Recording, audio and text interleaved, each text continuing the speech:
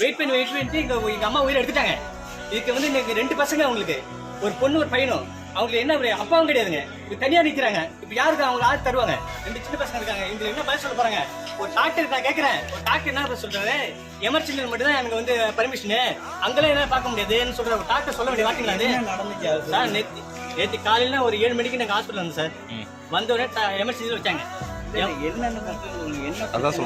அவங்களுக்கு வந்து முகம் கொஞ்சம் வீங்குது சார், ஜல்லி பிரச்சனை சார், கை கால் கொஞ்சம் வீக்கமா இருந்துச்சு. நான் எடுத்து எமர்ஜென்சியில் சேர்த்தேன் சார். சேர்க்கும் போது ஒரு 3 ஊசி போட்டாங்க. 3 ஊசி போட்டுட்டு 12 மணிக்கு தான் செஞ்சாங்க. எமர்ஜென்சி வரல, நார்மலாக தூக்கி போட்டாங்க. நார்மலாக தூக்கி போட்டு ஒரு நர்ஸோ டாக்டரோ யாரும் பார்க்கல. அவங்க வந்து என்ன நடக்குது எங்களுக்கு எதுவும் சொல்லவில்லை எங்கள்கிட்ட. நாங்களாம் போய் கேட்குறோம், சார் ரொம்ப உடம்பு வந்து லோ கண்டிஷனில் போயிட்டு இருக்கு, ரிப்பேர் பண்ணி கொடுக்கணும், நான் தஞ்சாவூர் விட்டு போறேன்னு கேட்குறேன். தஞ்சாவூர் போறேன்னு கேட்குறேன். அவங்க வந்து அதுவும் வந்து எழுதி கொடுத்தாங்க. எழுதி கொடுத்து நான் ஆம்புலன்ஸ் வந்து 2 மணிக்கு நான் இன்ஃபார்ம் பண்ணுறேன். எனக்கு வந்து ஆம்புலன்ஸ் 8 மணிலேயும் ஆம்புலன்ஸ் வரல. செத்து பெட்டில் தனியாக கிடக்குறாங்க. அப்போ கூட டாக்டர் வந்து செக் பண்ணலீங்க. அப்போ டாக்டர் செக் பண்ணல. அப்போ வந்து அழைச்சா எல்லாம் டாக்டர் மேலேயும் நர்ஸ் மேலே காரணம் அது. ஆம்புலன்ஸ் வந்து வரவே இல்லைங்க. ஆம்புலன்ஸ் வரவே இல்லை. ஆம்புலன்ஸ் கொஞ்சம் கூட வரல. நாங்க வந்து ஒரு 10 நிமிஷம் பேசாம கேட்டுட்டு இருக்கேன். கொஞ்சம் வெயிட் பண்ணுங்க. வெயிட் பண்ணி எங்க அம்மா உயிரை எடுத்துட்டாங்க.